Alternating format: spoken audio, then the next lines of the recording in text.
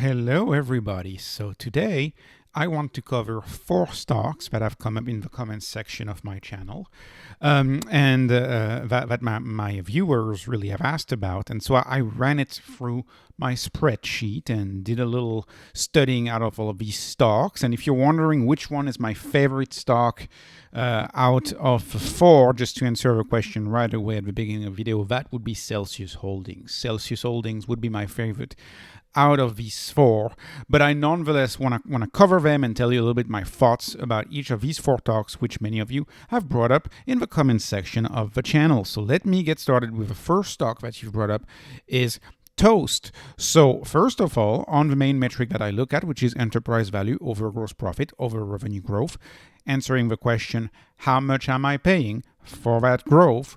TOST is actually, it would not nearly be the cheapest in my spreadsheet, but it would be among the cheaper stocks. All of these stocks would be among the cheaper stocks in my spreadsheet, actually. So that valuation to me is fine. And TOST, I like the second most, I guess, out of all of these because of the revenue growth. The revenue growth is nice at 42%.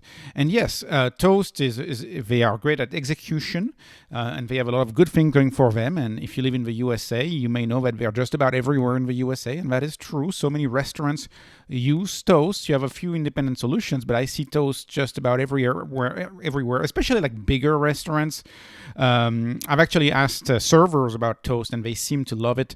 TOST, as they describe themselves, they are an ERP system for restaurants by restaurant people. So they run everything from the kitchens to the ordering to the payments to linking yourself to the Uber Eats and DoorDash apps. They run just about the restaurant.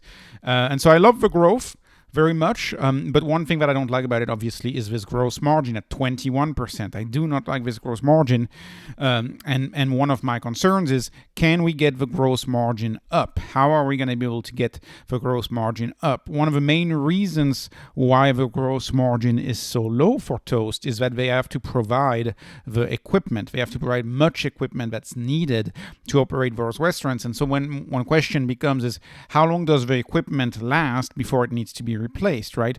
Hopefully, if that equipment can last 10 years, 15 years, you can see those gross margins go up. But at the pace of technology and at the pace at which technology moves, I'm afraid that equipment may have to be replaced more often and cost TOST quite a bit of money in terms of gross margin. So I do not like the gross margin in TOST, which is why I'm staying out of the stock. And the last point is the restaurant business itself is notorious for having a razor thin margins. At least the restaurant business that is operated in a dining room environment, right? In a physical setup environment, it's known for very, very tough margins. A very tough business, and as a result of that, it's like, how much business can you make as a software and hardware solution serving restaurants which themselves operate on razor thin margins? Well, the answer to that is probably not as much as many of the other growth stocks that I cover on the channel. Nonetheless, great company, great execution, but I am not a buyer at this price. Moving on to Celcius. So Celcius is a stock that I used to own, and I sold it for a nice profit. Only future will tell if it had been a mistake or not. I'm leaning towards it might have been a mistake to sell it. I should have kept it, but that's okay because I'm looking to get back in. Get back in, and I had a smaller position too. I find the Celcius product to be excellent. I actually find myself buying it for myself once in a while. It's my favorite energy drinks out of all of the energy drinks that you could have out there. It's the only energy drink that I think has marketing that is relevant to most people, and that is not like this hardcore marketing that you would find in, say, a Red Bull. They have a very nice positioning as this friendly, easily accessible energy drink, and it tastes better. And I think the partnership that they have with Pepsi is also outstanding. And that partnership is really propelling their growth. Growth, of course, is my favorite aspect of Celcius. At 77% forward growth predicted by analysts, and analysts are sandbagging right now, so it's probably going to be higher than that. It's very special. I love that growth very, very much. And their execution has been outstanding. Not only that growth is very high, but you also have tremendous international expansion for Celcius that can be done in the future, right? We are still mostly in the US. When you go to Europe, you go to the energy drink aisle, there is no Celcius, but there is all of the other American brands, but there is no Celcius. So what if Celcius experiences a same success throughout the Western world and not just in the United States? Well, you're almost tripling, well, at least doubling the market size, maybe tripling if you go into Asia and other parts of the world. So this is, to me, a business that has a lot of potential for growth, and we have an example of this type of business being very successful, which is Monster Beverage. Monster Beverage, one of the best success stories over the past 20 years in the stock market. And so I love Celcius for these reasons. The only thing that I dislike about Celcius is the fact that Pepsi is involved so much with Celcius. And so the main fear is that Pepsi may acquire Celcius. I think that is the main reason, the main risk for Celcius is that Pepsi may acquire it, and therefore if they acquire it, you're giving up a lot of the gains on the table, and it's not a stock that you can go on a journey with, because obviously I don't want to own slow growth Pepsi. I want to own high growth, 77% forward revenue growth, Celcius. And by the way, for both of these, Toast or Celcius, EBITDA is tough to figure out if I don't look at on a quarterly basis. So since I'm using data on a yearly basis for these two, I'm just not putting the EBITDA predictions, so you just won't get the value-oriented metrics out there. But just know that both of these companies will turn, especially Celcius, will turn full year EBITDA positive over the next 12 months. So EBITDA, in my view, is not a concern for any of these two companies. Okay, let me move on to the third stock in this spreadsheet, which I am unfortunately also not buying, right? So Celcius is the winner, like I said, Toast in number 2, and then we have Inmode and Crocs. And if I were to rank Inmode and Crocs, I would put Inmode at number 4 and Crocs at number 3.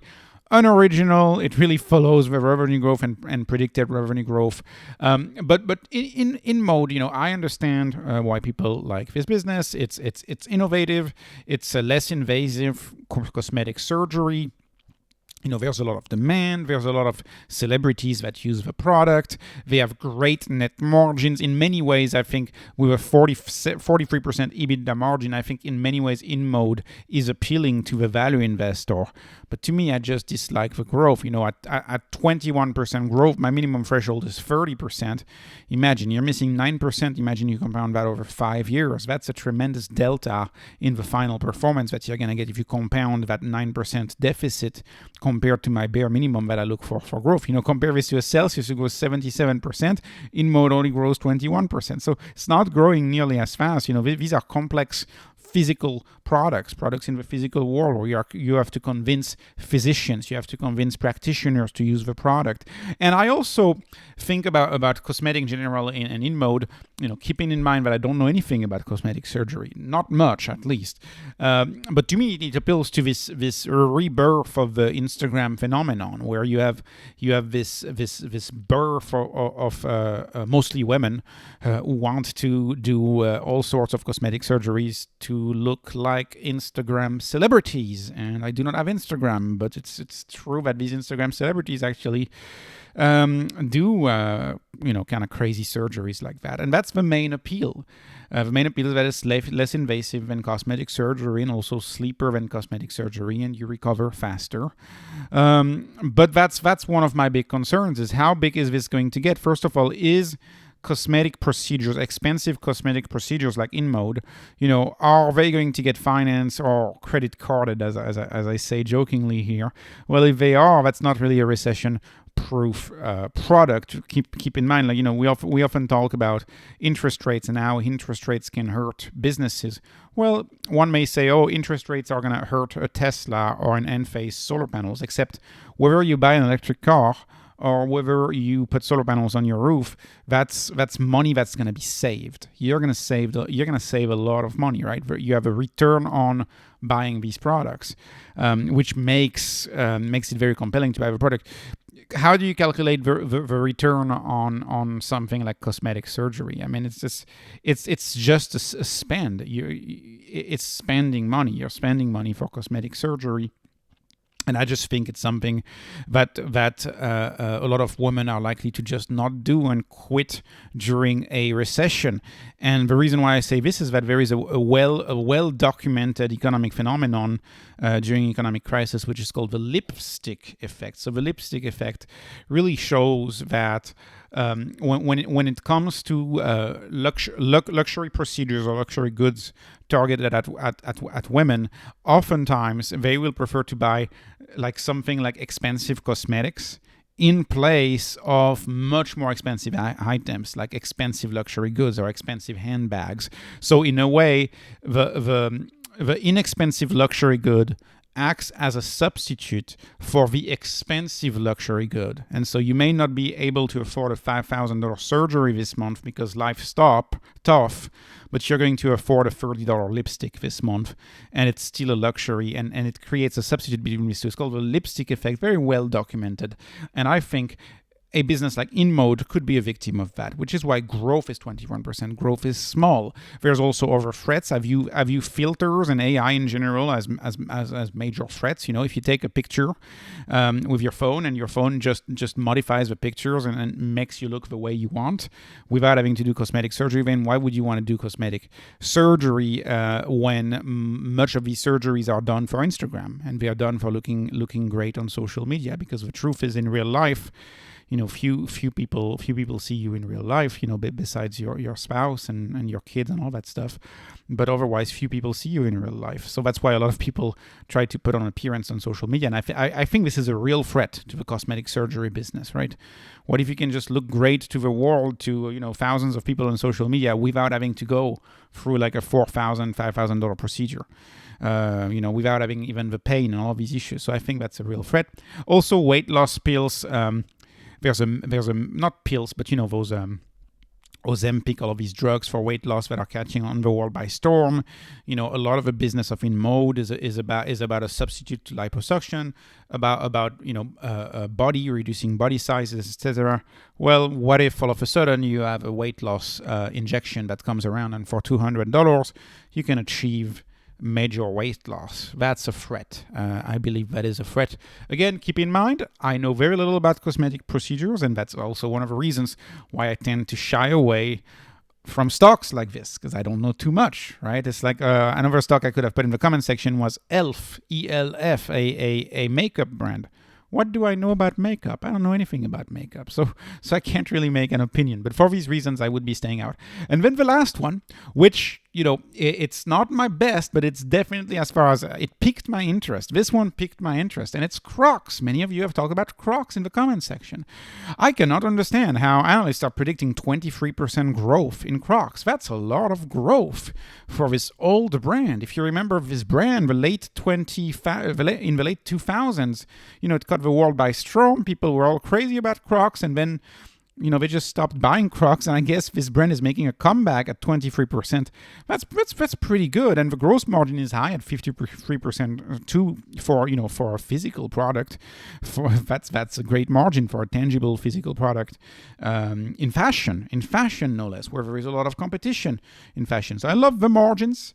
Of course, the issue is the 23% growth. If only it grew faster, you know, I would be much more interested. The valuation is the most compelling for Crocs out of these four at 1.9. That's a great valuation. But, you know, it still does not belong in my spreadsheet because it's first of all, it doesn't fit my criteria of 30%, and it's not top enough, right? It's not top enough. So if you look at EBITDA margin, 27% EBITDA margin, that's wonderful.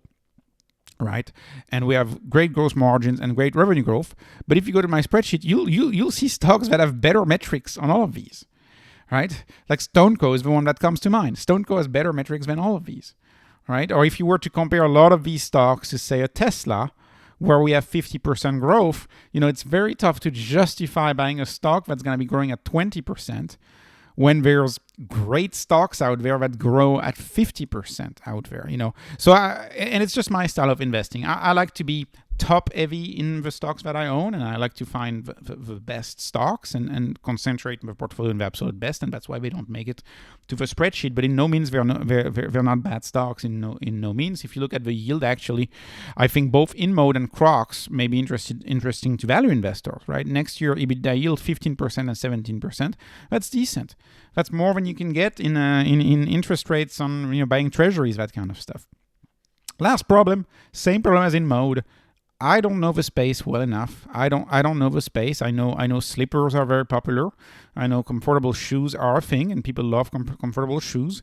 But how does Crocs, for example, compare to the IPO that we're having this week, the Birkenstock IPO? How does that compare to Birkenstock IPO? How does that compare to other popular brands like Hoka? Have you heard of Hoka? It's like another popular brand. There's a lot of, and I'm sure there's way more brands in footwear. So because I'm not an insider, because I'm not passionate, I can't know. And so for me, it's a riskier stock. But anyways, the growth is just too slow. So hopefully that gives you an idea about where I stand on these stocks. My favorite out of all four of them is Celcius by a long shot, and that growth is special. 77% forward growth, revenue growth predictive analysis. That is special. That is a very, very tiny subset of companies that achieve that, especially when revenue is nearing $1 billion, especially when you're nearing that scale. So I like Celcius very much. This was not investment advice. This was just entertainment. I hope you were entertained. I appreciate your likes. I appreciate if you subscribe to my channel. Have a wonderful day and follow me on Twitter if you can. Thanks for watching.